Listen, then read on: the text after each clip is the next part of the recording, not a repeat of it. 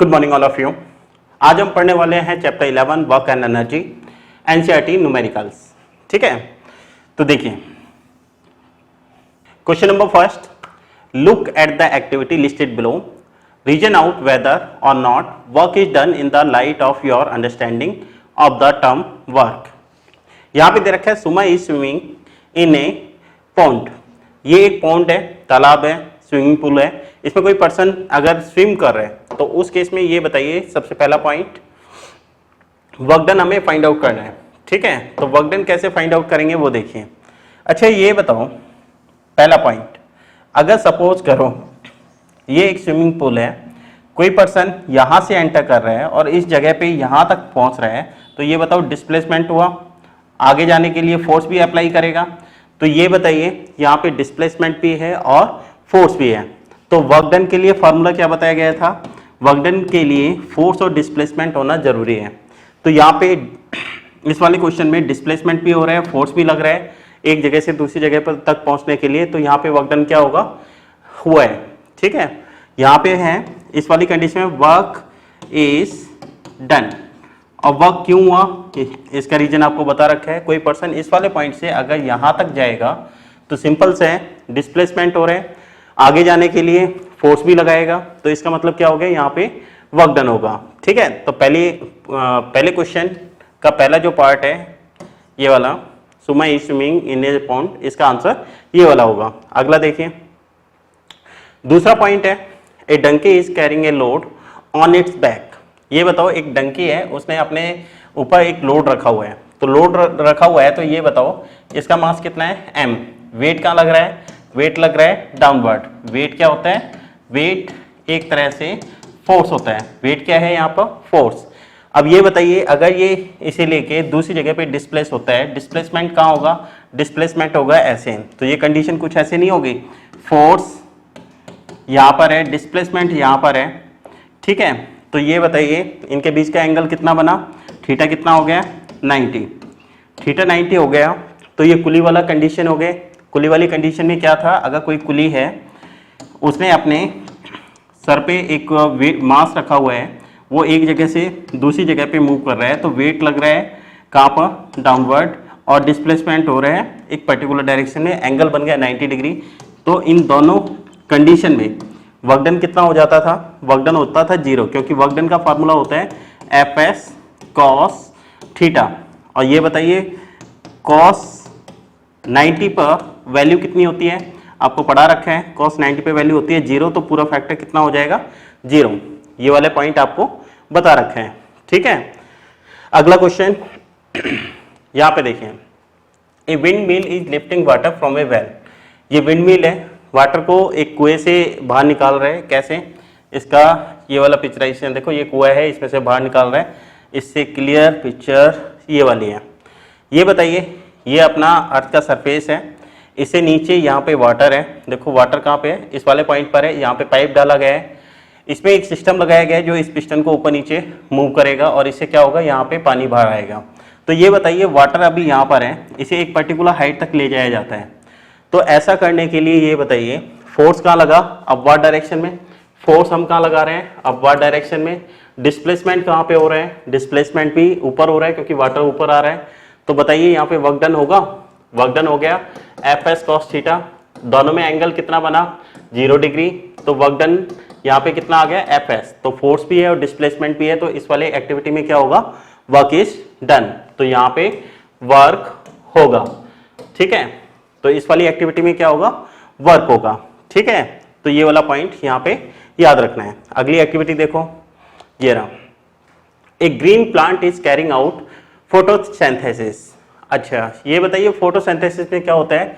सन की प्रेजेंस में लाइट इस पे पड़ती है पेड़ पौधों पर, क्लोरोफिल होता है इनके प्लांट्स के लीफ के अंदर, तो वो क्या करता है? अपना फूड बनाता है। अब इस प्रोसेस में ये जो प्लांट है इसका डिस्प्लेसमेंट होता है क्या? डिस्प्लेसमेंट यहाँ पे क्या हुआ? 0। डिस्प्लेसमेंट हुआ ही नहीं। वर्क के लिए हमने क्या कंडीशन बताई गई थी? वर्क के लिए हमने कंडीशन बताई थी कि वहाँ पे फोर्स भी लगना चाहिए और डिस्प्लेसमेंट भी होना चाहिए। ये दोनों सेपरेटली होने चाहिए, फोर्स भी होना चाहिए और डिस्प्लेसमेंट भी। तो यहाँ पे डिस्प्लेसमेंट कितना हो गया? 0। तो इस वाली कंडीशन के अकॉर्डिंग यहाँ पे वर्क डन कितना आ जाएगा? 0 आ जाएगा। ठीक है, तो इसमें कंडीशन ये लगाएंगे। तो क्योंकि प्लांट फूड बनाते टाइम अपनी जगह से डिस्प्लेस नहीं होता, तो उस कंडीशन में यहाँ पे वर्क डन कितना आएगा, 0।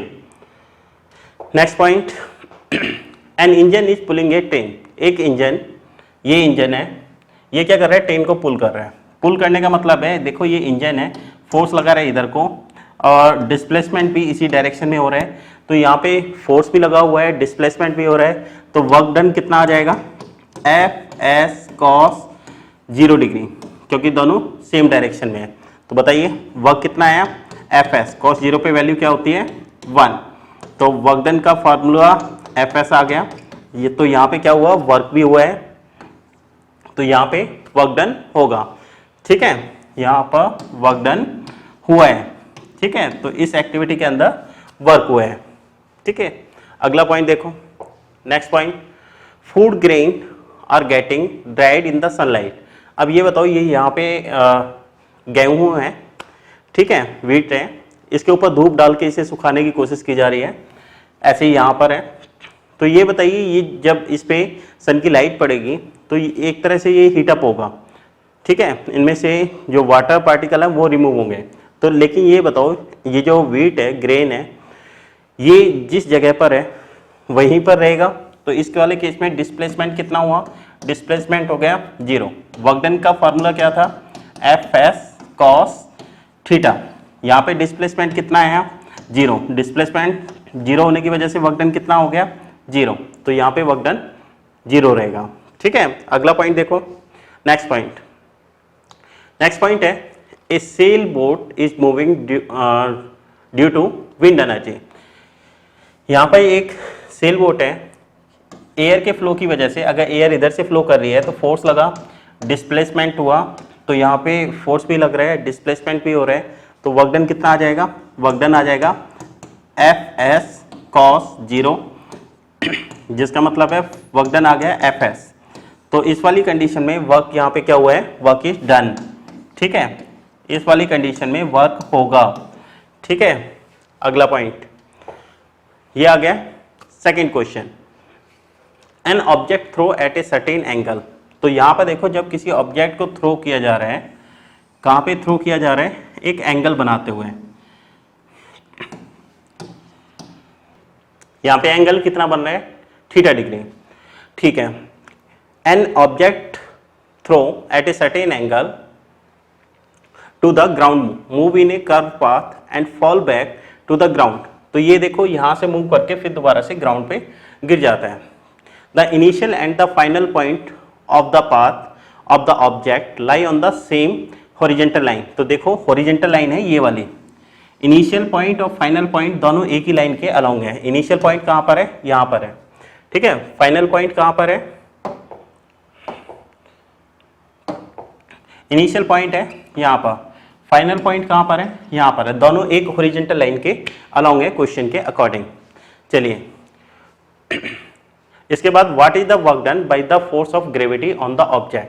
अब एक बात बताओ, ये अर्थ का सरफेस है, तो ग्रेविटी यहाँ पर h, अगर हाइट इस वाले पॉइंट की h है तो यहाँ पे भी तो h है। तो पहले ये बताओ, ग्रेविटी का इफेक्ट देखने के लिए, work done due to gravity, work done due to gravity, gravity की वजह से हमें वर्क डन देखना है, तो सबसे पहले हमें क्या देखना पड़ेगा, force into vertical displacement, vertical displacement, displacement. अब एक बात बताइए, यहाँ पे ठीक है फोर्स तो लगा, लेकिन वर्टिकल डिस्प्लेसमेंट कितना हुआ, पहले भी इतनी हाइट पे था वर्टिकल और अब भी इतनी हाइट पे है, तो वर्टिकल डिस्प्लेसमेंट कितना हो गया यहाँ पर, 0, क्योंकि डिस्प्लेस तो हुआ ही नहीं ऑब्जेक्ट, वर्टिकल पोजीशन पे तो वहीं पर है। वर्टिकल का मतलब है इस टाइप से ऊपर या नीचे जाना, पहले भी यहीं पे था, इनिशियल पॉइंट पे भी यही है, फाइनल भी यही है, तो वर्टिकल डिस्प्लेसमेंट कितना आ जाएगा, final position minus initial position, जो हाइट है उसे सब्ट्रैक्ट करेंगे तो कितना आ गया, 0। तो इस कंडीशन से वर्क डन कितना आ जाएगा, 0 आ जाएगा, ठीक है, क्योंकि यहाँ पे किसका वर्क डन पूछा है, ग्रेविटी की वजह से, और ग्रेविटी के इफेक्ट को मेजर करने के लिए हम वर्टिकल डिस्प्लेसमेंट लेते हैं। यहाँ पे हॉरिजॉन्टल डिस्प्लेसमेंट काउंट नहीं होगा, अगर हॉरिजॉन्टल के बारे में पूछा जाता तो उस केस में वर्क डन यहाँ पे आता, ठीक है, वर्क डन 0 नहीं होता, तो इस वाले क्वेश्चन में हमें इस टाइप से करना है। अगला देखो क्वेश्चन नंबर 3, ए बैटरी लाइट ए बल्ब, ये एक बैटरी है, ये एक बल्ब को जला रही है, ठीक है, ग्लो कर रही है। Describe the energy change involve in the process. अच्छा ये बताओ बैटरी के अंदर कौन सी एनर्जी है? Electrical energy, electrical energy, battery के अंदर इलेक्ट्रिकल एनर्जी है। तो ये बताओ ये कौन कौन सी एनर्जी में कन्वर्ट हो जाती है?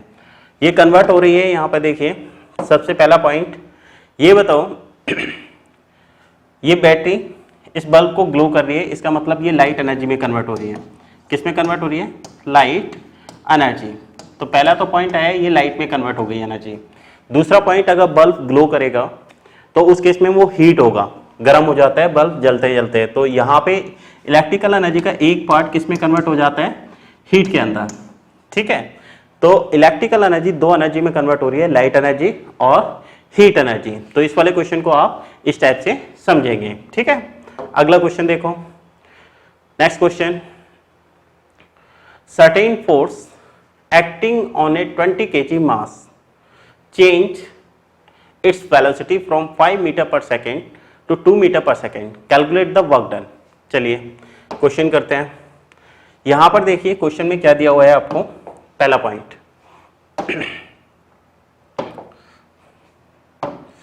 ये बताइए certain force acting on a 20 kg मास। यहां पे मास कितना दे रखा है? 20 kg मास दे रखा है, 20 kg, ठीक है। Apply mass change the velocity, शुरुआत की वेलोसिटी कितनी दे रखी है? इनिशियल वेलोसिटी है 5 मीटर पर सेकेंड, ठीक है। फाइनल वेलोसिटी क्या है? फाइनल वेलोसिटी है 2 मीटर पर सेकेंड। तो इनिशियल वेलोसिटी दे रखी है, फाइनल वेलोसिटी दे रखी है। अब पूछा क्या है? Calculate the work done by the force, हमें वर्क डन फाइंड आउट करना है। अच्छा ये बताइए हमने एक वर्क एनर्जी थ्योरम पढ़ी थी, वर्क एनर्जी रिलेशन कह दो या थ्योरम कह दो, रिलेशन। वर्क एनर्जी रिलेशन क्या था? Work equal to final kinetic energy minus initial kinetic energy, ठीक है। तो वर्क किसके बराबर होता है? एक तरह से एनर्जी के चेंज, काइनेटिक एनर्जी में चेंज के बराबर होता है। तो ये बताओ काइनेटिक एनर्जी फाइनल पोजीशन पे क्या होती है? हाफ mv², इनिशियल पॉइंट पर हाफ mu²। तो बताना कितना हो जाता है? वर्क डन हो जाता है हाफ m, ये हो गया v² माइनस u²। इसे इस टाइप से लिख सकते हैं। अब एक काम करिए, ये जो फॉर्मूला है इस फॉर्मूले को हमें यहाँ पे यूज करना है। तो ये बताइए वर्क डन क्या होता है? Half m v² minus u², ये फार्मूला है, ठीक है। कहाँ से आया? वो स्टेप लिखे हुए हैं। तो ये बताइए वर्क डन कितना हो गया? हाफ, मास बताइए कितना है? मास ऐसा सिस्टम में है, हाँ मास केजी में है, ऐसा सिस्टम में है। इनिशियल फाइनल वेलोसिटी भी मीटर पर सेकेंड में है, तो ऐसा सिस्टम में है। तो ये बताइए मास की वैल्यू कितनी है? 20, तो ये हमने 20 लिख दिया। v की वैल्यू कितनी है यहाँ पर? 2, तो ये 2 का स्क्वायर हो गया, माइनस इनिशियल वेलोसिटी कितनी है? 5, तो ये हो गया 5 का स्क्वायर। चलिए अब इसे सॉल्व करते हैं। तो सॉल्व करिए, वर्क डन कितना आ गया?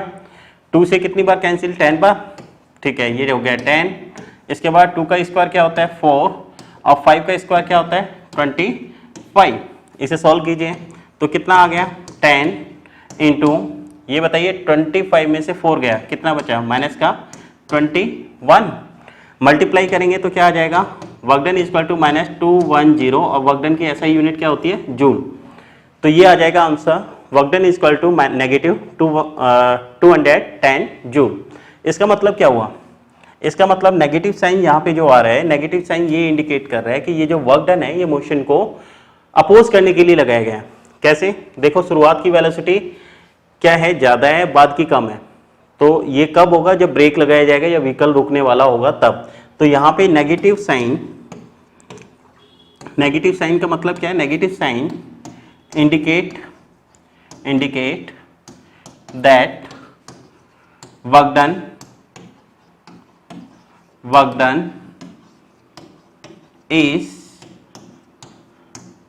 work done is done opposite to opposite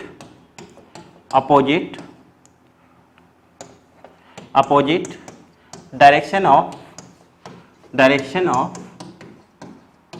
motion, opposite direction of motion के अपोजिट डायरेक्शन में वर्क डन किया गया है। इससे हमें ये पता चलता है क्वेश्चन में। ठीक है, अब अगला क्वेश्चन देखो, ये वाला क्वेश्चन देखिए, मास ऑफ 10 kg।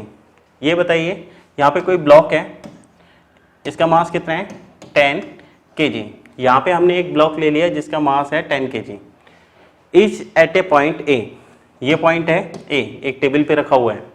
ठीक है, टेबल की हाइट यहाँ से कितनी है, टेबल की हाइट है h। A on a table move to a point p, तो ये बताओ कहाँ पे ले गए इसे, बी पॉइंट पे ले गए, ऑब्जेक्ट को कहाँ पे ले गए, बी पॉइंट पर। ठीक है, इसके बाद if the line joining A and B is horizontal, ये देखो ये जो लाइन है यहाँ से यहाँ तक, ये कैसी है, ये हॉरिजेंटल है। ये लाइन यहाँ से यहाँ तक क्या है, हॉरिजेंटल, मतलब एकदम प्लेन है। इसके बाद horizontal, what is the work done on the object by the gravitational force. यहाँ पे देखो कौन से फोर्स की वजह से पूछा है, ग्रेविटेशनल फोर्स की वजह से। अब यहाँ पर आपको ये ध्यान रखना है क्योंकि यहाँ पे ग्रेविटेशनल फोर्स की वजह से पूछा गया है, तो ये बताओ यहाँ से यहाँ तक की हाइट कितनी है h, और यहाँ से इस वाले पॉइंट की हाइट कितनी है, ये भी h है। तो ये बताना वर्टिकल डिस्प्लेसमेंट कितना हुआ, डिस्प्लेसमेंट। वर्टिकल डिस्प्लेसमेंट का मतलब है पहले भी ये ऑब्जेक्ट कितनी हाइट पे था, h पे, और फाइनल पोजीशन पे भी h हाइट पर है, तो वर्टिकल डिस्प्लेसमेंट हो गया 0। वर्क डन का फार्मूला क्या होता है, वर्क डन होता है फोर्स इनटू डिस्प्लेसमेंट। तो ये बताना यहाँ पे डिस्प्लेसमेंट कितना आ गया 0, अब डिस्प्लेसमेंट 0 होने का मतलब वर्क डन क्या हो जाएगा यहाँ पर 0। तो ये वाला क्वेश्चन इस टाइप से सॉल्व होगा। ठीक है, अगला क्वेश्चन देखो, question number 6, the potential energy of A freely falling object decrease progressively, does this violate the law of conservation of energy. अच्छा ये बताओ कोई ऑब्जेक्ट फ्रीली फॉल हो रहा है, ठीक है, अगर फ्रीली फॉल हो रहा है तो ये बताओ इसकी h जो हाइट है वो क्या हो रही है, वो डिक्रीज हो रही है। ठीक है, हाइट डिक्रीज होने का मतलब क्या हुआ, पोटेंशियल एनर्जी। पोटेंशियल एनर्जी का फार्मूला क्या होता है, पोटेंशियल एनर्जी का फार्मूला होता है mgh। तो बताओ इसकी पोटेंशियल एनर्जी पे क्या इफेक्ट पड़ा, पोटेंशियल एनर्जी डिक्रीज हो रही है, पोटेंशियल एनर्जी क्या होगी, डिक्रीज होगी। ठीक है, अगला पॉइंट, अच्छा ये बताओ जब ऑब्जेक्ट ऊपर से नीचे गिर रहा है, शुरुआत में ऑब्जेक्ट कैसे था, रेस्ट में था, तो रेस्ट में था तो कितनी हाइट पे है, सपोज करो h हाइट पे था, तो इसके अंदर क्या था, जब ऑब्जेक्ट रेस्ट में है तो यहाँ पे पोटेंशियल एनर्जी स्टोर है। ठीक है, काइनेटिक एनर्जी, इस वाले पोटेंशियल एनर्जी मैक्सिमम लिख सकते हो, मैक्सिमम इस वाले पॉइंट पर, यहाँ पर पोटेंशियल एनर्जी क्या है, मैक्सिमम। काइनेटिक एनर्जी कितनी आ गई, क्योंकि रेस्ट पे है तो काइनेटिक एनर्जी यहाँ पे कितनी है, 0।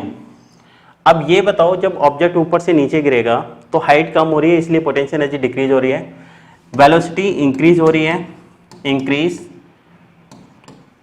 वेलोसिटी इंक्रीज होने का मतलब क्या हो गया, काइनेटिक एनर्जी इंक्रीज हो रही है। ठीक है, तो जब कोई ऑब्जेक्ट ऊपर से नीचे गिरता है तो उस केस में हाइट तो कम होती है, तो पोटेंशियल एनर्जी डिक्रीज होती जाती है और काइनेटिक एनर्जी इंक्रीज होती है। जब ऑब्जेक्ट यहाँ पे पहुँच जाएगा अर्थ के सरफेस के पास, उस केस में क्या होगा, पोटेंशियल एनर्जी तो हो जाएगी 0, और काइनेटिक एनर्जी जस्ट यहाँ टकराने से पहले काइनेटिक एनर्जी क्या होगी, मैक्सिमम। काइनेटिक एनर्जी क्या हो जाएगी, मैक्सिमम। ठीक है, क्यों, क्योंकि यहाँ पर वेलोसिटी क्या होगी, मैक्सिमम होगी। अरे किसी भी ऑब्जेक्ट को जब हम पर्टिकुलर हाइट से गिराते हैं तो जैसे जितना टाइम उसे नीचे तक पहुँचने में लगेगा उतना ही उसकी स्पीड जो होती है, वेलोसिटी जो होती है वो इंक्रीज होती जाती है। अब कहने का मतलब क्या है, जितना टोटल एनर्जी यहाँ पे थी, टोटल एनर्जी क्या होता है, kinetic energy plus potential energy का सम, वही टोटल एनर्जी इस वाले पॉइंट पर है। अब पॉइंट ये आएगा कि यहाँ पे तो पोटेंशियल एनर्जी मैक्सिमम थी, यहाँ 0 हो गई, यहाँ काइनेटिक एनर्जी 0 थी, यहाँ काइनेटिक एनर्जी मैक्सिमम हो गई। तो हुआ क्या, हुआ ये कि यहाँ पे जो पोटेंशियल एनर्जी थी वो कन्वर्ट हो गई है किसमें, काइनेटिक एनर्जी में। तो एनर्जी एक फॉर्म से दूसरी फॉर्म में कन्वर्ट हो गई है, लेकिन टोटल एनर्जी जितनी है फर्स्ट पॉइंट पर और सेकेंड पॉइंट पर वो दोनों सेम है। तो आप क्या लिख सकते हो, टोटल एनर्जी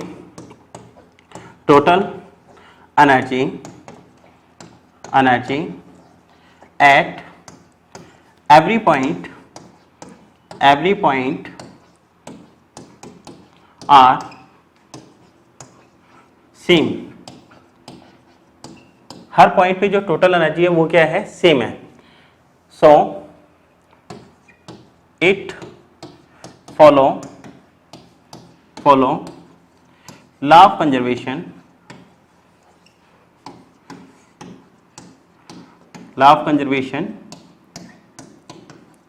ऑफ एनर्जी।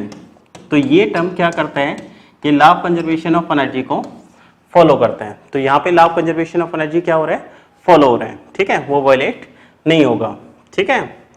दोबारा से देखो, यहाँ पर इस वाले क्वेश्चन में आपको ये ध्यान रखना है, सिर्फ एनर्जी एक फॉर्म से दूसरी फॉर्म में कन्वर्ट हुई है, लेकिन टोटल एनर्जी हर पॉइंट पे सेम है, इसलिए ये law of conservation of energy को फॉलो करेगा, ठीक है। अगला पॉइंट देखिए, what are the various energy transform that occur when you are riding a bicycle. अगर सपोज करो आप साइकिल चला रहे हो, तो साइकिल चलाने का मतलब क्या है, ये बताओ। पर्सन जो एनर्जी यूज कर रहा है वो कौन सी एनर्जी है, मस्कुलर एनर्जी, ठीक है, मस्कुलर एनर्जी। ये कौन कौन सी एनर्जी में कन्वर्ट हो रहा है, ये एनर्जी कन्वर्ट हो जाती है, पहला पॉइंट, मस्कुलर एनर्जी को साइकिल को मोशन देने में यूज होती है, तो ये किस में कन्वर्ट हो जाती है, एक तो होती है काइनेटिक एनर्जी में कन्वर्ट। इसके अलावा जब हम साइकिल चलाते हैं तो हमारी बॉडी में हीट जनरेट होती है, तो उस एनर्जी का एक पार्ट कहाँ पे कन्वर्ट हो जाता है, हीट एनर्जी के फॉर्म में कन्वर्ट हो जाता है, ठीक है, हीट एनर्जी। तो ये बताइए यहाँ पे एनर्जी जब साइकिल हम चलाते हैं तो एनर्जी कौन कौन से पार्ट में कन्वर्ट हो रही है, एक तो हीट एनर्जी की फॉर्म में और दूसरा काइनेटिक एनर्जी की फॉर्म में। तो आपसे पूछा गया है कि जब हम साइकिल चलाते हैं तो एनर्जी कौन सी फॉर्म में कन्वर्ट हो रही है, तो हमारी मस्कुलर एनर्जी, काइनेटिक एनर्जी और हीट एनर्जी में कन्वर्ट हो जाती है, ठीक है। नेक्स्ट पॉइंट देखिए, question number 8, does the transfer of energy take place when you push a rock with all your might and fail to move it, whether is the energy you spent going। चलिए बेटा ये question देखो, ये आप हो, इतनी बड़ी चट्टान को धक्का दे रहे हो लेकिन वो अपनी जगह से शिफ्ट नहीं हो रही। इस वाले केस में डिस्प्लेसमेंट कितना आ रहा है, 0, और डिस्प्लेसमेंट 0 आने का मतलब वर्क डन कितना हो गया, force into displacement equal to 0। तो वर्क डन 0 हो गया क्योंकि डिस्प्लेसमेंट यहाँ पे क्या है, 0 है। अब पॉइंट ये है कि सपोज करो हमने पुश किया, इतनी सारी एनर्जी वेस्ट की, ठीक है, वर्क कुछ भी नहीं हुआ, तो वो एनर्जी गई कहाँ। तो आपको ये ध्यान रखना है, आपने जो एनर्जी स्पेंड की है, मस्कुलर एनर्जी, जो मस्कुलर एनर्जी आपने लगाई है वो एनर्जी कहाँ पे स्पेंड हो गई है, वो हीट एनर्जी में। हीट एनर्जी, आपने जो एनर्जी स्पेंड की है वो किस में कन्वर्ट हो जाएगी, हीट एनर्जी में कन्वर्ट हो जाएगी, ठीक है। तो इस वाले केस में आपको ये ध्यान रखना है, डिस्प्लेसमेंट ना होने की वजह से वर्क डन क्या आ जाएगा, 0, और आपकी जो मस्कुलर एनर्जी है वो जो स्पेंड हुई है वो कहाँ पे कन्वर्ट हो जाएगी, आपके बॉडी टेम्परेचर को इंक्रीज करने में स्पेंड हो जाएगी, ठीक है। ये इस क्वेश्चन का आंसर है। अगला देखिए, question number 9, a certain house hold has consume 250 energy unit of energy. ये बताइए electrical energy, electrical energy consumption, energy consumed, कितनी इलेक्ट्रिकल एनर्जी कंज्यूम हो गई है, 250 यूनिट, ठीक है। आपसे पूछा क्या गया है, इसे जूल में कन्वर्ट करना है, ठीक है। पहले ये बताइए 1 यूनिट का मतलब क्या होता है।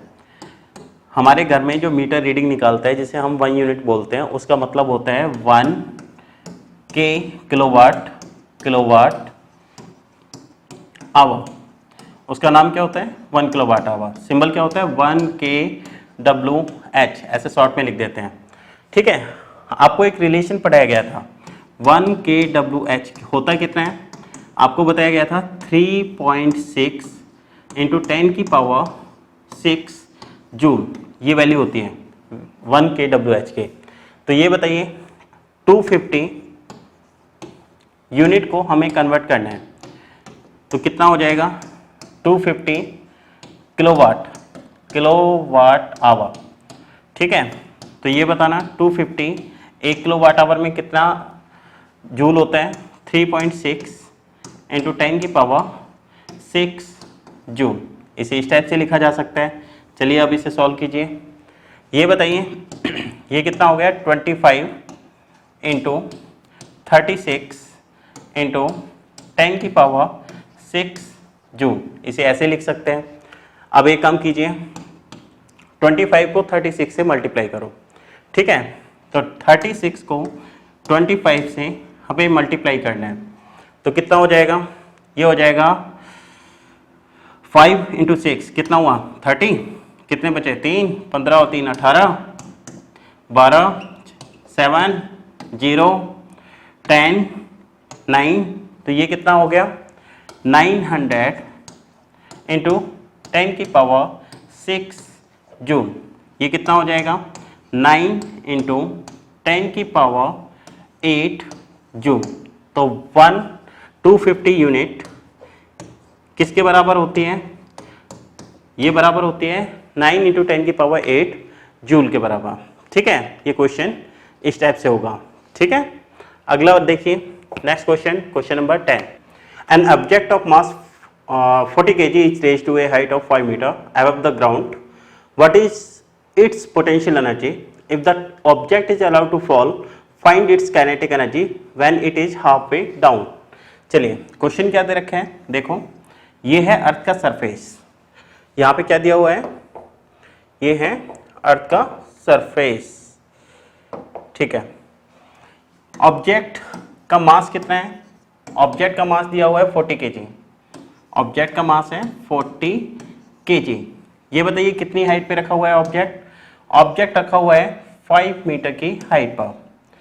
ये है ऑब्जेक्ट की फर्स्ट पोजीशन, फर्स्ट पोजीशन।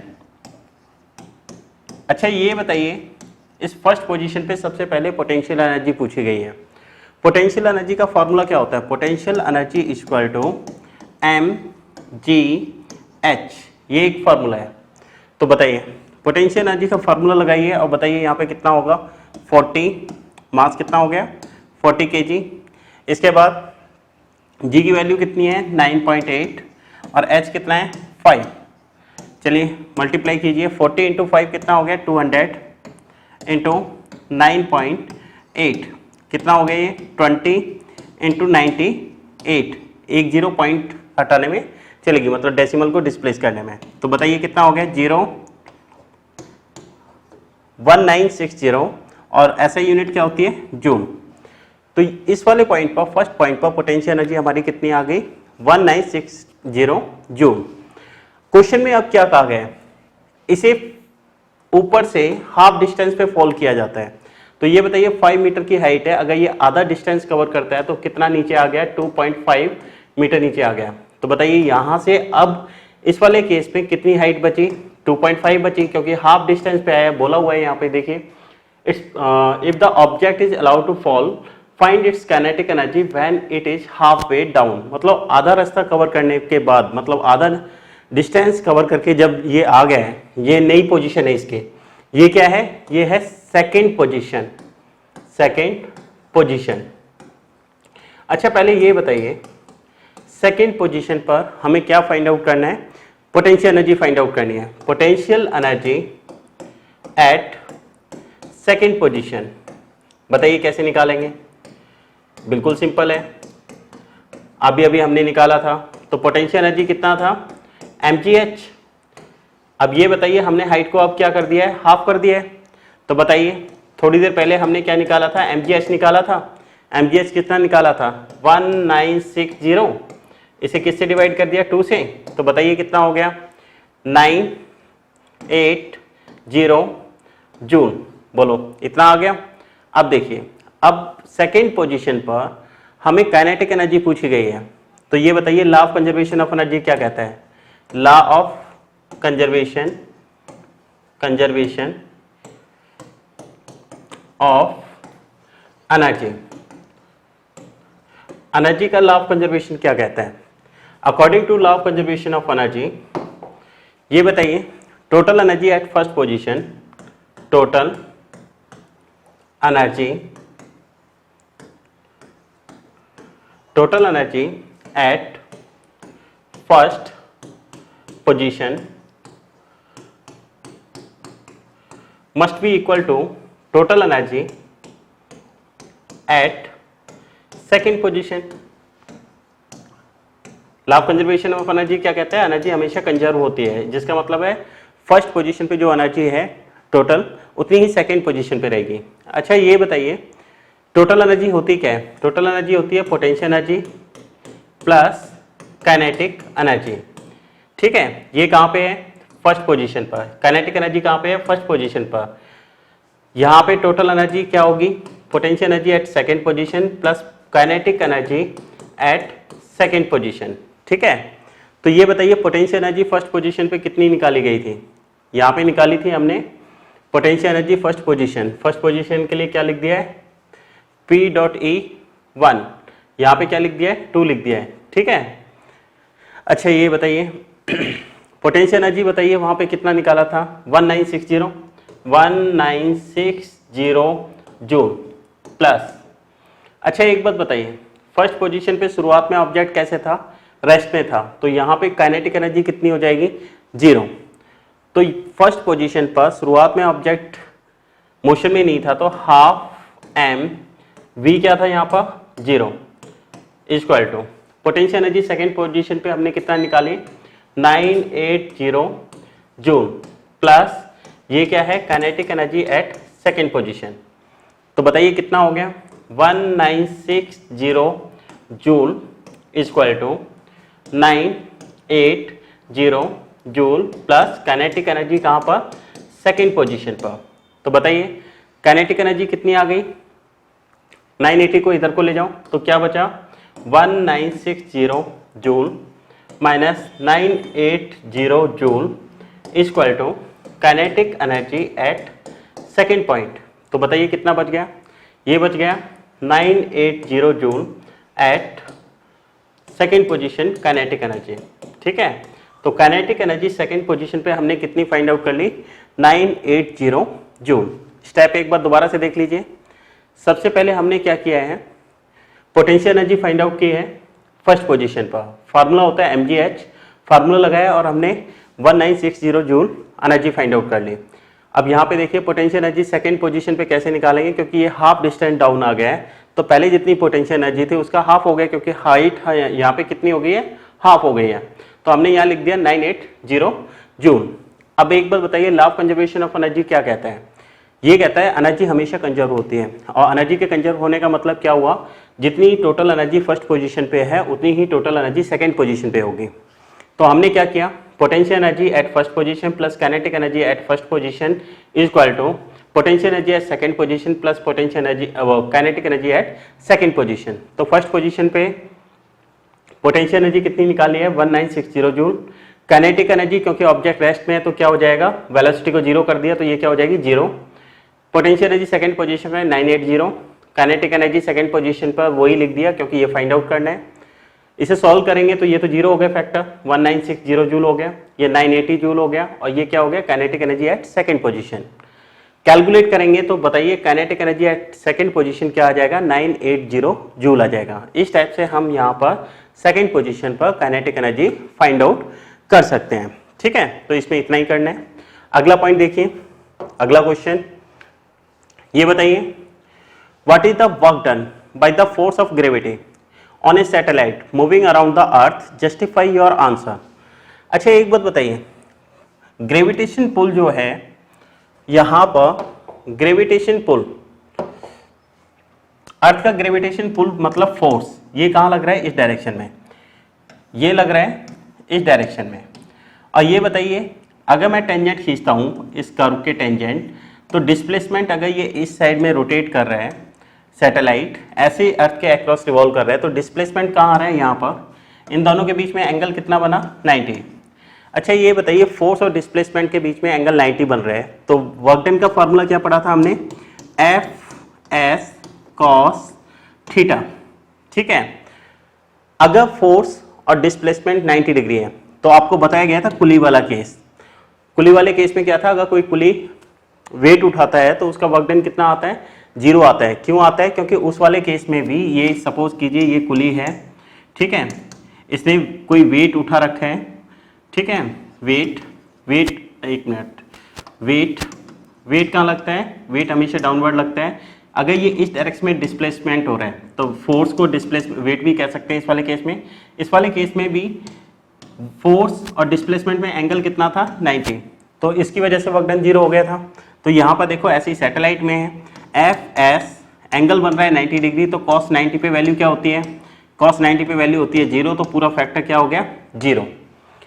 तो सैटेलाइट के केस में क्योंकि फोर्स और डिस्प्लेसमेंट एक दूसरे के परपेंडिकुलर हैं, इसलिए वर्क डन यहाँ पे कितना हो जाएगा, 0 हो जाएगा। बस इतना लिखना है आपको यहाँ पर, इसके अलावा कुछ नहीं, ठीक है। अगला point, question number 12। Question number 12 में क्या दे रखा है, can there be displacement of an object in the absence of any force acting on it, think discuss this question with your friend and teacher. अच्छा ये बताइए क्वेश्चन में क्या रखा है, क्या ऐसा हो सकता है कि डिस्प्लेसमेंट हो रहा है और उसके ऊपर कोई फोर्स लग नहीं रहा है। तो ये बताओ पहले तो, if object is moving with constant velocity,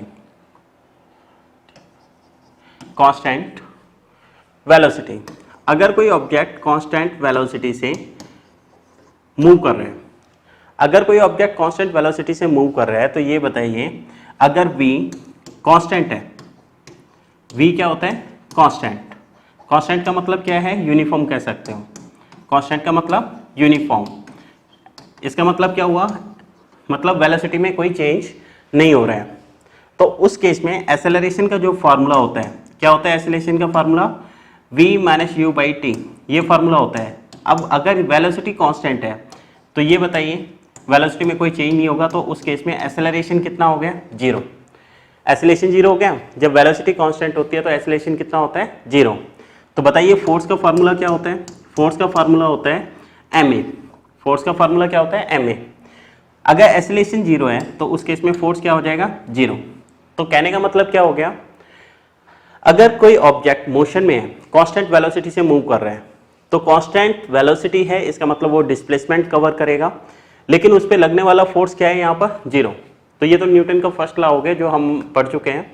अगर किसी ऑब्जेक्ट पे एक्सटर्नल फोर्स नहीं लगाया जाता तो उस केस में अगर ऑब्जेक्ट रेस्ट में तो रेस्ट में रहेगा, मोशन में तो मोशन में रहेगा। तो कहने का मतलब क्या हुआ, अगर किसी ऑब्जेक्ट पे फोर्स नहीं लगाया जाता, एक्सटर्नल फोर्स नहीं लगाया जाता, तो ऑब्जेक्ट कांस्टेंट वेलोसिटी से मूव कर सकता है, जिसका मतलब है वो डिस्प्लेसमेंट कवर कर सकता है, ठीक है। तो एग्जांपल क्या हो गया इसका, अगर कोई ऑब्जेक्ट कांस्टेंट वेलोसिटी से मूव कर रहा है तो उस पर बिना फोर्स अप्लाई किए, बिना एक्सटर्नल फोर्स अप्लाई किए वो डिस्प्लेसमेंट कवर कर सकते हैं, ठीक है। तो ये इसका आंसर हो गया, ठीक है। अगला पॉइंट, नेक्स्ट पॉइंट देखिए, question number 13। A person hold a bundle of hay over his head for 30 minutes and get tired. Has he done some work or not? Justify your answer. ये बताइए, ये कोई पर्सन है, इसने अपने sir पर कोई भूसे की गट्टी उठा रखी है, बोझ उठा रखा है। तो ये बताइए पर्सन हमने ऐसे बना दिया, तो ये बताइए इसने अपने सर पे एक मास उठा रखा है m, तो बताइए वेट कहाँ लगेगा, वेट हमेशा लगता है डाउनवर्ड, और वेट का फार्मूला क्या होता है, mg। और वेट को हम क्या कह सकते हैं, फोर्स भी कह सकते हैं, क्योंकि वेट की ऐसा यूनिट क्या होती है, न्यूटन, और फोर्स की ऐसा यूनिट क्या होती है, न्यूटन। अच्छा ये बताइए, ये सिर्फ खड़ा है, देखो यहाँ पे क्या कह रहे हैं, a person hold a bundle of hay over his head for 30 minute and get tired. उसने अपने सर पे एक बोझ उठा रखे हैं, अब वो अपनी जगह से मूव भी नहीं कर रहे हैं। अगर मूव करता तब भी वर्क डन 0 आता, अगर नहीं कर रहा है तब भी वर्क डन 0 है। क्यों, ये बताइए, अगर ये पर्सन रेस्ट में है तो डिस्प्लेसमेंट कितना आया, 0, और डिस्प्लेसमेंट 0 आया तो ये बताओ वर्क का फार्मूला क्या होता है, एफ एस कॉस थीटा। तो बताइए डिस्प्लेसमेंट 0 है तो वर्क डन कितना आ जाएगा 0, वर्क कितना आ गया 0 जूल। अगर ये मोशन में है, दूसरा कंडीशन क्या आता है, अगर मोशन में है, अगर ये मोशन में है तो मोशन में है तो ये बताइए डिस्प्लेसमेंट होगा इस वाली डायरेक्शन में, वेट लग रहा है डाउनवर्ड, तो इस वाली केस में एंगल कितना बना 90 डिग्री। और ये बताइए वर्क का फॉर्मूला क्या होता है एफ एस कॉस 90, क्योंकि एंगल 90 है और कॉस 90 पे वैल्यू क्या होती है 0, तो वर्क डन कितना आ गया 0। ये कुली वाला केस ही तो हो गया, कुली ने अपने सर पर वेट उठा रखा है और वो मूव कर रहा है तो वर्क डन कितना आता है 0। अब इसमें देखो उसने कह रखा है bundle of hay over his head for 30 minute, उसने एक बोझ अपने सर पर उठा रखा है 30 मिनट तक। अब वो चल रहा है या रेस्ट में है, दोनों ही कंडीशन में वर्क डन क्या आएगा 0 आएगा। अगर रेस्ट में है तो डिस्प्लेसमेंट नहीं हुआ तो क्या हो गया वर्क डन 0। अगर मूव कर भी रहा है तो फोर्स और डिस्प्लेसमेंट के बीच में एंगल कितना बनता है 90, जिस वजह से वर्क डन कितना आ जाएगा 0 जूल आ जाएगा। ठीक है, इसे इस टाइप से क्वेश्चन को समझ सकते हो। ठीक है, अगला पॉइंट देखिए, next question, an electric heater is rated 1500 वाट। ये बताइए पहले तो ये जो वाट है ये किसकी यूनिट है पावर की, तो पावर कितनी दे रखी है, पावर दे रखी है 1500 वाट। ठीक है, W का मतलब क्या है watt. How much electrical energy is use in time, time दे रखे हैं 10 आवर, टाइम कितना दे रखे हैं 10 आवर। अच्छा एक बात बताइए, हमने पढ़ा था इसकी कॉमर्शियल यूनिट क्या होती है, कॉमर्शियल यूनिट होती है kilowatt hour. Commercial unit क्या होती है इलेक्ट्रिकल एनर्जी की, किलो वाट आवर। एक काम कीजिए, इस वाट को किलोवाट में कन्वर्ट करना है तो कितने से डिवाइड करना पड़ेगा 1000 से, 1000 से, तो किस में कन्वर्ट हो गया किलोवाट में। सॉल्व करेंगे कितना आ जाएगा, ये आ जाएगा 1.5 किलोवाट। अगर हम इसे डिवाइड करेंगे तो कितना आ जाएगा 1.5 किलोवाट। अच्छा ये बताइए electrical energy, electrical energy, electrical energy का फॉर्मूला क्या होता है, इलेक्ट्रिकल एनर्जी का फॉर्मूला होता है पावर इनटू टाइम। ये फॉर्मूला हमने पढ़ा हुआ है, तो बताइए पावर कितना है यहाँ पर, पावर हमने ले रखा है 1.5 किलोवाट और टाइम कितना है, टाइम है 10 आवर। तो बताइए हमारा आंसर क्या आ गया, आंसर आ गया 15 किलोवाट आवर। तो ये आंसर हो जाएगा 15 किलोवाट आवर। ठीक है, तो क्वेश्चन नंबर 14 का जो आंसर आएगा वो क्या होगा 15 किलोवाट आवर। दोबारा से देख लीजिए, पावर दे रखे है 1500 वाट, इसे किलोवाट में कन्वर्ट कर दिया, कैसे किया 1000 से डिवाइड करके। ऐसा क्यों हुआ, क्योंकि हमें पता है 1 किलोवाट का मतलब क्या होता है 1000 वाट, और जबकि 1 मेगावाट का मतलब क्या होता है, 1 मेगावाट का मतलब होता है 10 की पावर 3 किलोवाट या फिर 10 की पावर 6 वाट। ठीक है, ये आपको पहले बताया हुआ है। ठीक है, इस टाइप से तो हमने कन्वर्जन फैक्टर को यूज करते हुए इसे किस में कन्वर्ट कर लिया है, किलोवाट में कन्वर्ट कर लिया है। ठीक है, आगे देखिए अब क्वेश्चन नंबर 15। क्वेश्चन नंबर 15 में क्या कहा हुआ है, एक सेटअप दे रखा है पेंडुलम का, ये पेंडुलम है, ये कोई मास है। ठीक है, इसे थोड़ा सा डायग्राम बना लेते हैं। यहाँ पर देखिए, सबसे पहले यहाँ पे एक बॉब है, पेंडुलम की जो बॉब होती है गोला होता है, ये यहाँ पर अभी इसकी हाइट कितनी है, हाइट यहाँ पे 0 है, ये लगा लीजिए। अगर इसे हम मूव करते हैं तो ये देखो ये इस डायरेक्शन में ऐसे, ये ऐसे मूव करेगा। अगर सपोज करो ये वाली पोजीशन में ए ले रहा हूँ, इस पॉइंट को बी ले रहा हूँ, इस पॉइंट को सी ले रहा हूँ। ठीक है, ये 3 पॉइंट ले लिए। ये बताइए जब ऑब्जेक्ट यहाँ पे आता है, शुरुआत में यहाँ से मूव करके आएगा तो ये क्या है, कैसे हो जाएगा, यहाँ पर ये रेस्ट में आ जाएगा। अगर ये रेस्ट में आ जाएगा तो इस पॉइंट पर इसकी काइनेटिक एनर्जी कितनी हो जाएगी 0, क्योंकि ऑब्जेक्ट रेस्ट में है तो काइनेटिक एनर्जी क्या हो गई 0। अब ये बताओ यहाँ से यहाँ तक की हाइट कितनी हो गई है h, तो इस वाले पॉइंट पर पोटेंशियल एनर्जी कितनी आ जाएगी, बी पॉइंट पर पोटेंशियल एनर्जी का फॉर्मूला है mgh। यहाँ से लेके इस पॉइंट से यहाँ तक, इस वाले केस में हाइट इसकी मैक्सिमम है, सबसे ज़्यादा हाइट है, तो इस केस में पोटेंशियल एनर्जी को आप क्या कह सकते हो, यहाँ पर बी पॉइंट पर पोटेंशियल एनर्जी क्या होगी, मैक्सिमम होगी। बी पॉइंट पर पोटेंशियल एनर्जी क्या कह सकते हैं हम, मैक्सिमम। सेम डाटा यहाँ पे होगा सी वाले पॉइंट पर। ये बताइए, ये अगर यहाँ पे मूव करके आता है पेंडुलम, तो उस वाली कंडीशन में फिर दोबारा से ये रेस्ट में आएगा। रेस्ट में आएगा तो इस वाले पॉइंट पे काइनेटिक एनर्जी कितनी हो जाएगी, वही जीरो हो जाएगी, क्योंकि वेलोसिटी जीरो हो गई है। अब ये बताइए पोटेंशियल एनर्जी का फार्मूला क्या होता है, क्योंकि ये अगर यहाँ पे h हाइट पे गया है तो इस वाले पॉइंट पे भी कितनी हाइट पे गया है, h पॉइंट पे h हाइट पे गया है, तो पोटेंशियल एनर्जी क्या हो जाती है, mgh हो जाती है। ये h उसके h के बराबर ही है, तो ये क्या हो गया, पोटेंशियल एनर्जी यहाँ पे क्या हो जाएगी, मैक्सिमम। ठीक है, दूसरा पॉइंट अब यहाँ पे आ जाइए, क्योंकि ये यहाँ पर सबसे कम हाइट पर है, मतलब h यहाँ पे जीरो हो गया, तो इस वाले पॉइंट पे पोटेंशियल एनर्जी कितनी है, जीरो कह सकते हो या मिनिमम कह सकते हो, जीरो या मिनिमम। इस वाले पॉइंट पर पोटेंशियल एनर्जी क्या हो गई, जीरो कह सकते हो या मिनिमम कह सकते हो। अब काइनेटिक एनर्जी क्या होगी, अब सिंपल से है, अगर तुम किसी बॉल को यहाँ से छोड़ोगे पेंडुलम की शेप में, अगर वो है तो यहाँ से बंधा हुआ है एक धागे से, तो ये बताइए यहाँ पे जब वो मूव करेगा तो यहाँ पे वेलोसिटी क्या होती है, मैक्सिमम होती है।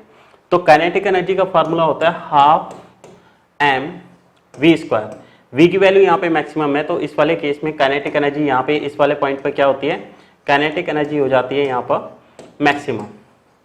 तो अब इस पॉइंट को आपको याद रखना है, जब ये पेंडुलम बी पॉइंट पे होगा या सी पॉइंट पे होगा, बी और सी पे दोनों की वैल्यू सेम है, दोनों के जगह पर एक जैसा ही डाटा आएगा। कैसे, यहाँ पे आते ही रेस्ट में होगा तो काइनेटिक एनर्जी यहाँ जीरो होती है, पोटेंशियल एनर्जी यहाँ mgh होती है, और पोटेंशियल एनर्जी क्योंकि हाइट मैक्सिमम है तो पोटेंशियल एनर्जी क्या होगी, मैक्सिमम होगी।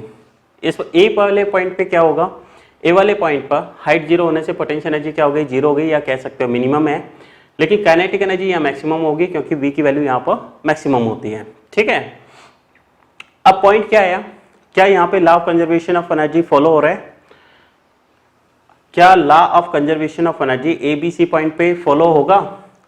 Law of conservation of energy, law of conservation,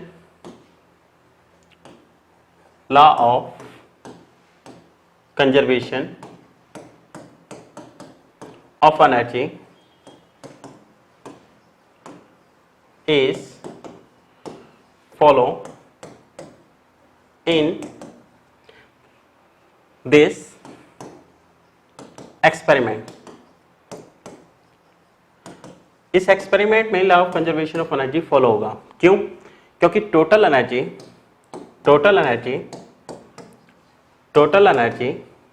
और टोटल एनर्जी का मतलब क्या होता है, which is the total energy which is sum of kinetic energy and potential energy is constant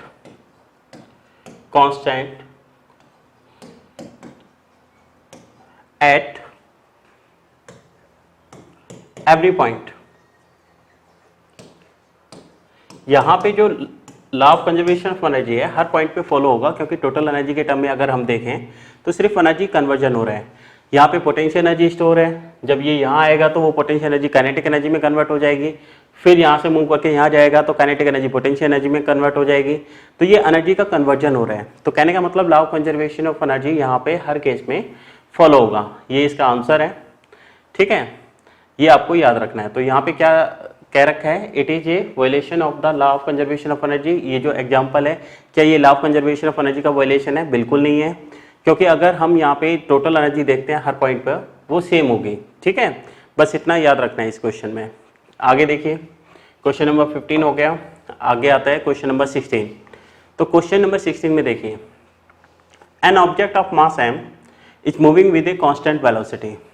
यहाँ पर देखिए मास कितना दे रखा है, मास दे रखा है m, वेलोसिटी कैसी है, वेलोसिटी दे रखी है कांस्टेंट, और कांस्टेंट भी कितनी, कांस्टेंट का मतलब क्या बताया, यूनिफॉर्म भी कह सकते हो, एक जैसी वेलोसिटी है।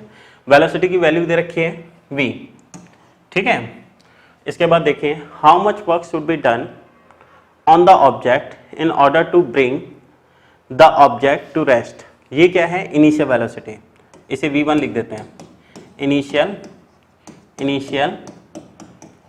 वेलोसिटी, ये है इनिशियल वेलोसिटी। यहाँ पे हम v2 लिख रहे हैं, ये क्या है, फाइनल वेलोसिटी, फाइनल वेलोसिटी। अच्छा ये बताइए फाइनल वेलोसिटी में क्या कह रहा है, ऑब्जेक्ट आ गया रेस्ट में, अगर रेस्ट में आ गया तो फाइनल वेलोसिटी क्या हो गई, 0 हो गई। चलिए फार्मूला लगाइए, वर्क का फार्मूला क्या होता है, final kinetic energy minus initial kinetic energy, ये है वर्क एनर्जी थ्योरम, या कह सकते हो वर्क और एनर्जी के बीच में, काइनेटिक एनर्जी के बीच में रिलेशन है ये। तो ये बताइए वर्क इक्वल टू, ये कितना हो गया, हाफ m v2 का square minus half m v1 का स्क्वायर, ये है सेकेंड पोजीशन पर, मतलब फाइनल पोजीशन पर वेलोसिटी, ये है इनिशियल पोजीशन पर वेलोसिटी। चलिए इसे सॉल्व करते हैं, कितना हो गया, work done equal to 1/2 m, ये हो जाएगा v2 का स्क्वायर माइनस v1 का स्क्वायर, ठीक है। अब इसे सॉल्व कीजिए, work done equal to 1/2 into mass की वैल्यू बताओ, मास तो m ही दे रखा है, ठीक है, इसकी वैल्यू नहीं दे रखी।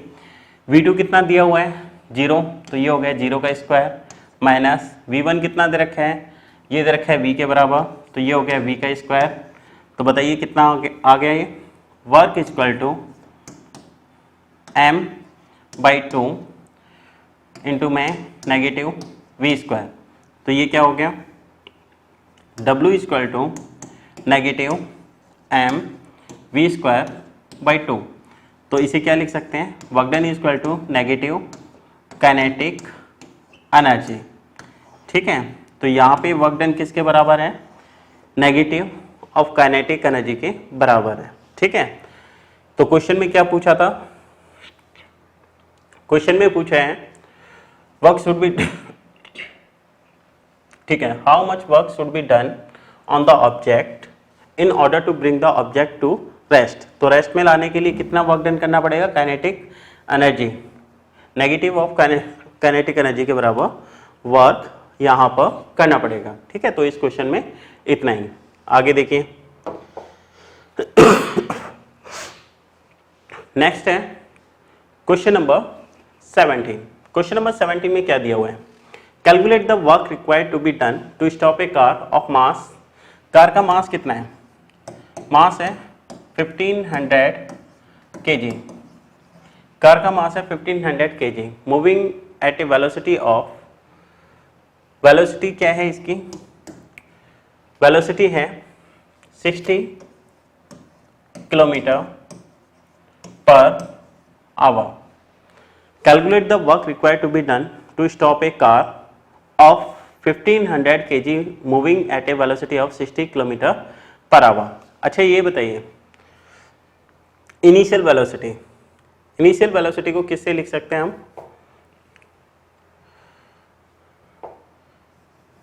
यहां पर देखिए इनिशियल वेलोसिटी को हम u से लिख सकते हैं, ठीक है। फाइनल वेलोसिटी को किससे लिख सकते हैं, v से। अब यहाँ पे बोला हुआ है how much work is required to done to stop a car. देखो यहाँ पे देखो, कार को रोकना है, रोकना है तो इसकी फाइनल वेलोसिटी क्या हो जाएगी, 0 मीटर पर सेकेंड। अच्छा ये बताइए न्यूमेरिकल का पहला रूल क्या कहता है, सबको ऐसे ही सिस्टम में कन्वर्ट करना है। मास यहाँ पे केजी में है तो ऐसे ही सिस्टम में है, initial velocity kilometre per our में है, इसे कैसे कन्वर्ट करेंगे, 60 को किलोमीटर को मीटर में बदलो, 1000 मीटर अपॉन 1 घंटे में कितने सेकेंड होते हैं, 3600 सेकेंड। हमने 8th क्लास में पढ़ा था, इसे क्या लिख सकते हैं, इसे 5/18 लिख सकते हैं। आप सीधा सीधा 5/18 से भी कर सकते हैं, लेकिन अगर याद नहीं है तो इस टाइप से कन्वर्ट कर सकते हैं, इसे कैंसिल करो, 6 से 10 कितनी बार, 3 बार, तो कितना आ गया ये 50/3 और ये क्या हो गया मीटर पर सेकेंड। तो ये हमारी वेलोसिटी आ गई इनिशियल। पूछा क्या है, वर्क डन पूछा है। वर्क डन का फार्मूला क्या होता है, वर्क डन का फार्मूला हमने पढ़ा हुआ है final kinetic energy minus initial kinetic energy. तो ये वाला फार्मूला हम अप्लाई कर रहे हैं, तो 1/2 m v का स्क्वायर माइनस 1/2 m u का स्क्वायर, इसे इस टाइप से लिखा जा सकता है। देखना कुछ कॉमन है, बिल्कुल कॉमन है, 1/2 m ये कॉमन है, अंदर क्या बचा v square minus u square, इसे इस टाइप से लिखा जा सकता है। अब इसमें वैल्यू पुट करो तो कितना हो गया 1/2 m की वैल्यू कितनी होती है, कितनी दे रखी है यहाँ पर 1500 kg, तो ये हो गया 1500 kg। फाइनल वेलोसिटी क्या है 0, तो ये हो गया 0 का स्क्वायर माइनस इनिशियल वेलोसिटी कितनी है, इनिशियल वेलोसिटी दे रखी है 50/3 का होल स्क्वायर, इसे ऐसे लिख दिया। चलिए अब कैलकुलेट कीजिए, ये कितना हो गया W = 750, 0 का स्क्वायर 0 और ये कितना हो गया 2500/9, इसे ऐसे लिख सकते हैं। वर्क डन = 750 और ये कितना आ गया माइनस इंटू 2500/9, कितने से कैंसिल 3 से, कितना बार 25, ये कितना आ गया 3, तो ये हो गया W = 25 और 25 कितना हो गया 625 और 0 कितना है 10⁻3/3, इसे ऐसे लिख सकते हैं। 625 को डिवाइड करना है किसे 3 से, चलिए 3 से डिवाइड कीजिए, कितनी बार गया 6 2 0 5 8 24, कितना बचा 1, डेसिमल प्लेस 0 3 9 1 0 3, तो ये आ गया W =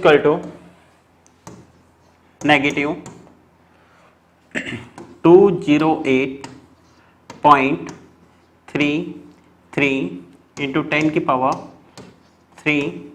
जूल। अगर इसे थोड़ा सा मॉडिफाई और करना है तो एक काम करते हैं, इस पॉइंट को यहाँ पे 2 डिजिट शिफ्ट कर देते हैं, 2.0833 इंटू 10⁻5 जूल, इसे ऐसे भी लिखा जा सकता है। देखिए दो जीरो हमने इंक्रीज की है तो उससे मल्टीप्लाई करेंगे तो पॉइंट यहीं पे शिफ्ट हो जाएगा, तो इस टाइप से लिखने का तरीका होता है। तो इस क्वेश्चन को इस टाइप से किया जा सकता है, ठीक है। नेगेटिव साइन क्या बता रहा है, नेगेटिव साइन ये बता रहा है कि ये जो वर्क डन किया गया है मोशन के अपोजिट किया गया है, मोशन को रोकने के लिए किया गया है, ठीक है। अगला पॉइंट देखिए अब क्वेश्चन नंबर 18। क्वेश्चन नंबर 18 का डायग्राम इसमें नहीं है तो एक बार डायग्राम बना देते हैं। पहला डायग्राम क्या है, फोर्स यहाँ पर है, डिस्प्लेसमेंट यहाँ पर है, ये है फर्स्ट डायग्राम, तो ये है केस फर्स्ट। इसके बाद केस सेकंड में क्या दिया हुआ है, यहाँ पर फोर्स इस वाली डायरेक्शन में है, डिस्प्लेसमेंट इस वाली डायरेक्शन में है, ये है केस नंबर सेकंड। तीसरा वाला क्या है, तीसरे वाले केस में है फोर्स इस वाले डायरेक्शन में है और डिस्प्लेसमेंट इस वाली डायरेक्शन में, ये है केस थर्ड, या फिगर भी बोल सकते हो इन्हें। अब क्वेश्चन में क्या दिया गया है, ये 3 डायग्राम दिए गए हैं बुक में। In each of the following a force F is acting on the object of mass m। Object का मास क्या है m है, ऑब्जेक्ट का मास m।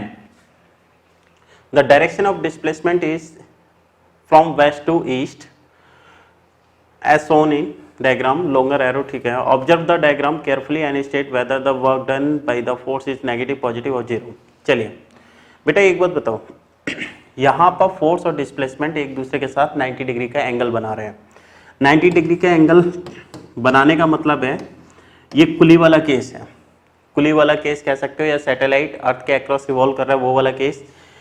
तो वर्क का जो फार्मूला होता है वो क्या होता है, Fs cos थीटा, तो थीटा कितना है यहाँ पे 90 और cos 90 पे वैल्यू क्या होती है 0। तो इस वाले केस में, फर्स्ट वाले केस में वर्क डन कितना आ जाएगा 0 आ जाएगा। ठीक है, इस वाले केस में देखो यहाँ पर फोर्स डिस्प्लेसमेंट की ही डायरेक्शन में लग रहा है, तो थीटा यहाँ पे कितना हो गया 0 डिग्री। और जब थीटा 0 डिग्री होता है तो वर्क डन कैसा आता है, वर्क डन आता है पॉजिटिव। ठीक है, थीटा जब 0 हो या कह सकते हो फोर्स और डिस्प्लेसमेंट की ही डायरेक्शन में लग रहा है तो वर्क डन कैसा आता है पॉजिटिव। यहाँ पर देखिए डिस्प्लेसमेंट फोर्स के अपोजिट डायरेक्शन में लग रहा है, थीटा कितना हो गया 180 डिग्री। और इस वाले केस में वर्क डन क्या आता है, वर्क डन आता है यहाँ पर नेगेटिव। ठीक है, तो आपको ये ध्यान रखना है। तो इस टाइप से कोई कंडीशन है, फोर्स और डिस्प्लेसमेंट के बीच में 90 डिग्री का एंगल है, तो वर्क डन क्या आ जाएगा 0। फोर्स और डिस्प्लेसमेंट सेम डायरेक्शन में है तो वर्क डन कैसा आएगा पॉजिटिव। फोर्स और डिस्प्लेसमेंट एक दूसरे के अपोजिट है, 180 डिग्री का एंगल है, तो वर्क डन क्या आएगा नेगेटिव। तो इस वाले क्वेश्चन में सिर्फ इतना ही करना है। ठीक है, नेक्स्ट क्वेश्चन देखिए।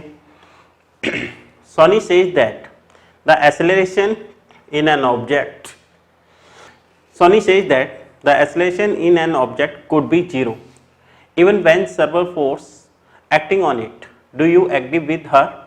Why? अच्छा एक बात बताइए, ये बताओ अगर सपोज करो इस डायरेक्शन में 10 न्यूटन का फोर्स लगाया गया और इस वाली डायरेक्शन में इस वाले पॉइंट पर भी 10 न्यूटन का फोर्स लगाया गया, तो बताइए नेट फोर्स कितना आ गया।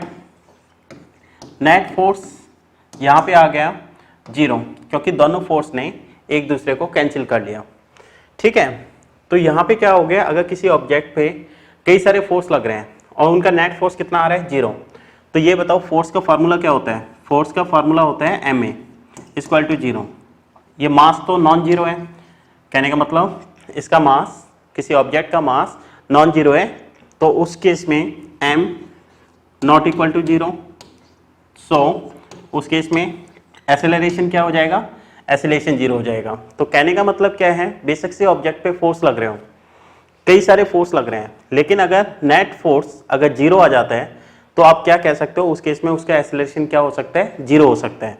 तो इस वाले क्वेश्चन में सिर्फ आपको इतना याद रखना है, अगर किसी ऑब्जेक्ट पे लगने वाला नेट फोर्स 0 आता है तो उस केस में भी एक्सेलरेशन क्या हो जाता है 0 हो जाता है। ठीक है, तो ये इसका आंसर है। इसके बाद देखिए next, find the energy in kilowatt hour consumed in 10 hour by 4 device of power 500 watt। तो यहाँ पर देखिए इलेक्ट्रिकल एनर्जी हमें निकालनी है। टाइम कितना दे रखा है, टाइम दे रखा है 10 आवर।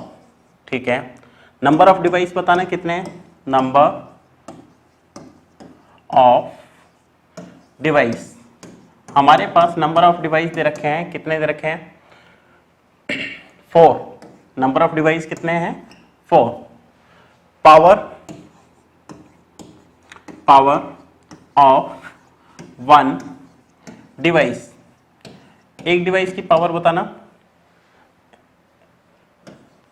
कितनी है 500 वाट। तो टोटल पावर कितनी हो गई, टोटल पावर हो गई यहाँ पर 4 से मल्टीप्लाई कर दो 500 वाट को, तो कितना आ जाएगा 2000 वाट, जिसका मतलब क्या हो गया, इसे किलोवाट में बदल लो। किलोवाट में क्यों बदल रहे हैं, क्योंकि यहाँ आवर्स में दे रखा है और इलेक्ट्रिकल एनर्जी की कॉमर्शियल यूनिट क्या थी किलोवाट आवर। तो ये हो जाएगा 2000 अपॉन 1000, तो ये किस में हो गया किलोवाट में कन्वर्ट हो गया। ठीक है, तो ये आ गया 2 किलोवाट। अच्छा ये बताइए इलेक्ट्रिकल एनर्जी का फॉर्मूला क्या था, इलेक्ट्रिकल एनर्जी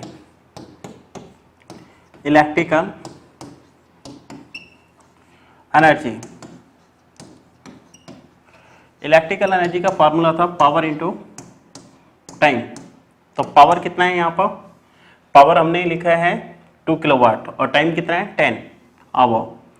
तो 2 किलोवाट इंटू 10 आवर मल्टीप्लाई करेंगे कितना आ जाएगा 20 किलोवाट आवर। इसका आंसर हो जाएगा 20 किलोवाट आवर। तो ये क्वेश्चन इस टाइप से होगा। ठीक है, एक बार दोबारा से बता देता हूँ मैं। ये बताइए टाइम कितना दे रखा है 10 आवर, नंबर ऑफ डिवाइस कितने हैं 4, एक डिवाइस की पावर कितनी है 500, तो सारी डिवाइस की पावर कितनी हो गई 2000 वाट। किलोवाट में बदलेंगे तो कितना हो गया 2 किलोवाट। इलेक्ट्रिकल एनर्जी का फार्मूला क्या होता है पावर इंटू टाइम, पावर कितना है 2 किलोवाट जो हमने निकाला है 4 डिवाइस का, टाइम कितना है 10 आवर, जब इसे मल्टीप्लाई करेंगे तो कितना आ जाएगा 20 किलोवाट आवर। ठीक है, अच्छा ये बताओ 1 किलोवाट आवर का मतलब क्या होता है 1 यूनिट, जो इलेक्ट्रिक मीटर रीडिंग निकालता है उसे क्या कह सकते हैं 1 किलोवाट आवर या 1 यूनिट। ठीक है, ये वाला पॉइंट आपको याद रखना है। अगला पॉइंट देखिए, ओके लास्ट क्वेश्चन आ गया। ए फ्रीली फॉलिंग ऑब्जेक्ट, ये बताइए ये कोई सरफेस है, कोई स्टोन है, स्टोन फ्रीली ऊपर से इस वाले पॉइंट से यहाँ से गिराया जाता है, ये जैसे ही इस जगह पे टकराएगा, तो जैसे ही यहाँ पे टकराएगा सबसे पहले ये बताइए स्टोन ऊपर से गिर रहा है तो स्टोन के अंदर कौन सी एनर्जी स्टोर है काइनेटिक एनर्जी, क्योंकि यहाँ पर उसकी वेलोसिटी क्या होगी मैक्सिमम, टकराने से जस्ट पहले मैक्सिमम, तो काइनेटिक एनर्जी क्या होगी, काइनेटिक एनर्जी भी मैक्सिमम होगी। ठीक है, अब एक बात बताओ जैसे ही यहाँ पे टकराएगा तो इसकी काइनेटिक एनर्जी दो पार्ट में चेंज हो जाएगी, दो टाइप से चेंज हो जाएगी। एक तो साउंड आएगी तो साउंड एनर्जी में कन्वर्ट हो गई, साउंड एनर्जी में देखिए अगर कोई सामान लेके ऊपर से गिराओगे तो आवाज आएगी, जिसका मतलब है साउंड में कन्वर्ट हो गई। दूसरी बात इसका कुछ पार्ट हीट में भी कन्वर्ट हो जाता है, तो ये दूसरा पार्ट कन्वर्ट होता है हीट एनर्जी में। ठीक है, तो किसी ऑब्जेक्ट को जब ऊपर से गिराते हैं तो काइनेटिक एनर्जी किस में कन्वर्ट हो जाती है साउंड एनर्जी और हीट एनर्जी में। तो इसमें इस क्वेश्चन में सिर्फ आपको इतना ही बताना है, इसके अलावा इसमें कुछ नहीं, ये सारे क्वेश्चन हो चुके हैं। अगर फिर भी कोई प्रॉब्लम आती है तो आप पूछ सकते हैं, नंबर आपको दिए हुए हैं। ठीक है, थैंक यू।